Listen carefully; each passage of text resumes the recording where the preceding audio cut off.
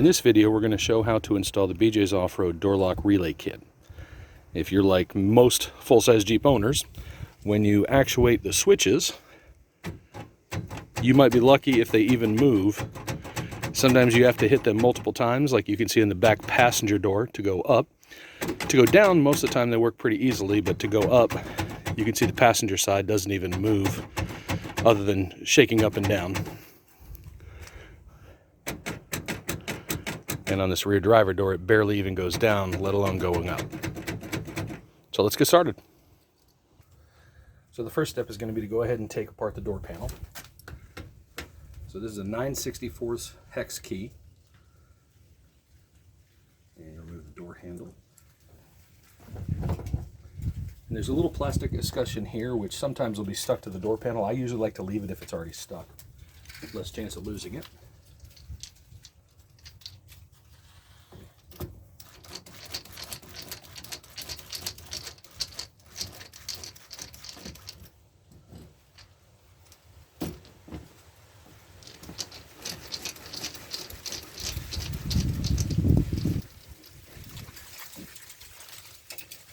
Here you can actually see a screw is hanging down loose, so it looks like somebody didn't tighten one up last time they were in this door panel.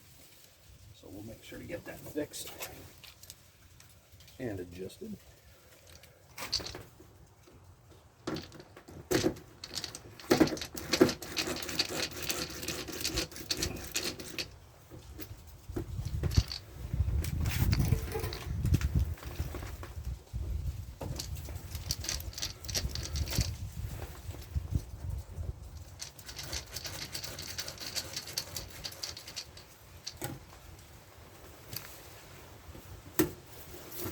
So the screws at the bottom are off.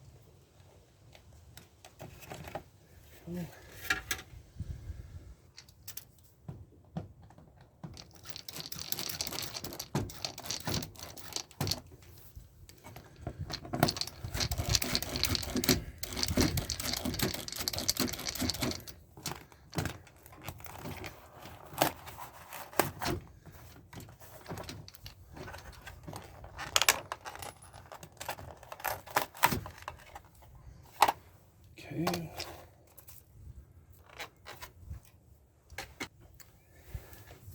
Then you can feel with your fingers, there are some clips on the front edge of the door. And you want to get your fingers right around those clips and pull them off. Same thing on the back side. There are a couple of them.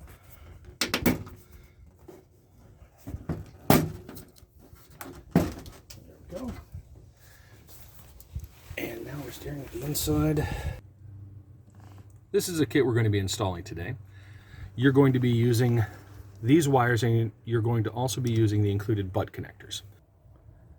On this installation, you're going to be tying into the blue and brown wires that go from this orange plug up to the actual switch itself. You can see them here separated out.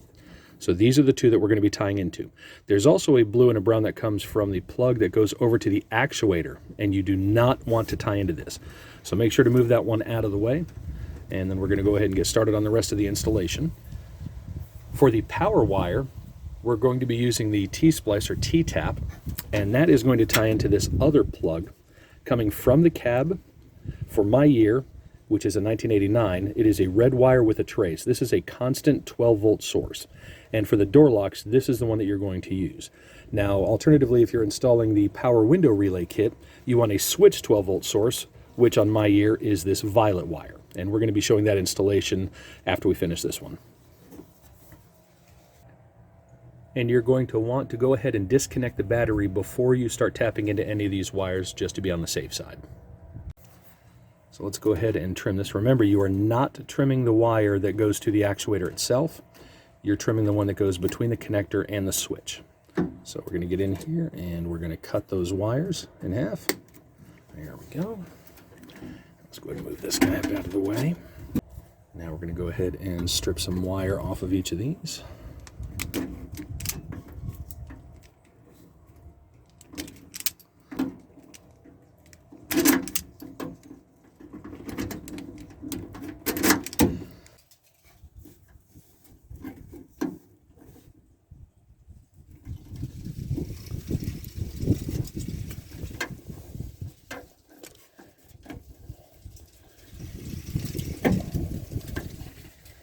Okay.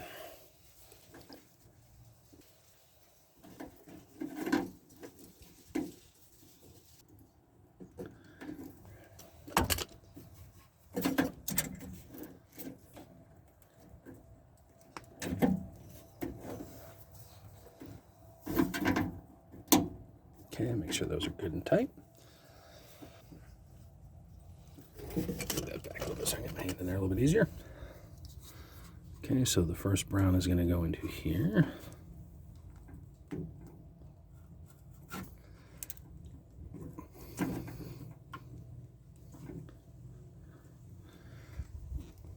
Okay, and let's get the blue done.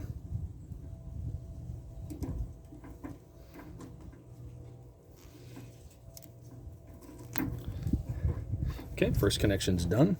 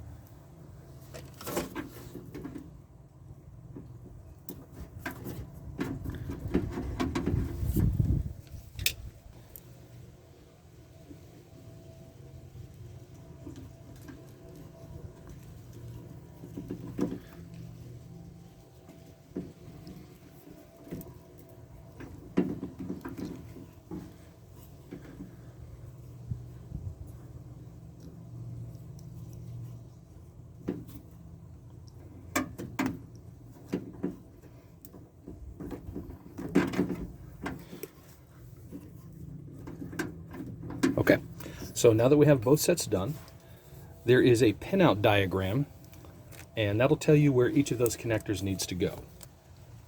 So now we're going to look at the back of the relay kit, and you can see that there are numbers listed here. Might be a little bit hard to see. So there's 1 through 6 on the top, and then it has 7 through 12 on the bottom. If you go back to the pinout diagram, it'll tell you which of the wires needs to be connected in each location. So now that we have these connections made, you will reconnect to the actual relay using the pinout diagram. So this is our first connection here at the weather pack, and here is our second connection. Now we need to hook up the ground wire and the power wire. The way that we have it set up is the ground wire is going to have a ring terminal on it, so you can connect it somewhere on the door that you have good, clean metal. And then the power wire, as noted before, is going to tie in on the other plug to the red with trace. This one is a red with a yellow trace, and so that's our constant 12-volt source. So now we can go ahead and push all the wires back in the door, and you need to find a suitable location to be able to hang the relay from. And so what I'm going to do is use this existing hole that we're not using for anything. So we're going to use a bolt with a washer, a nut, and then also a little star washer on the backside, just to make sure that we get absolute positive connection to good bare metal. So the first step is going to be to connect the ground wire. So let's go ahead and push these wires in for right now. And let's set him up on this side.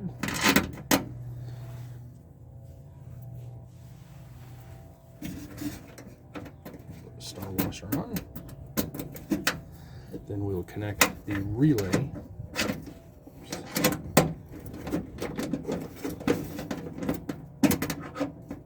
There we go. And let's get that nut on there.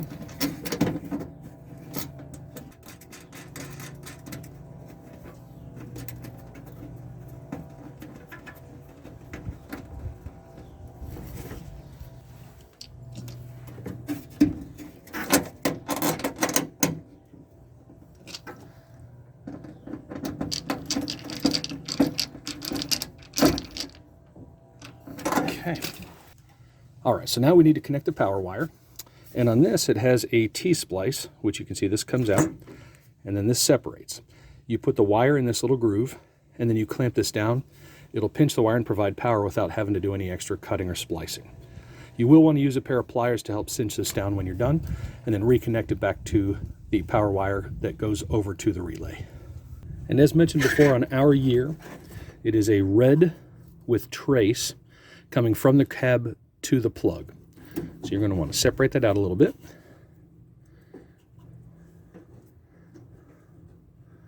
Set the wire in place.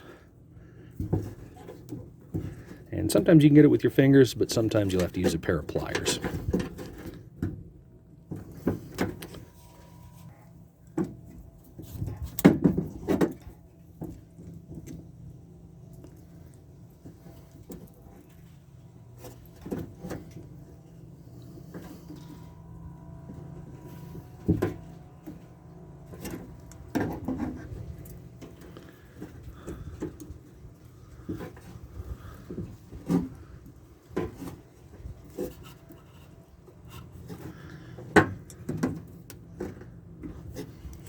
Okay, and now you just hook up the power wire back to it.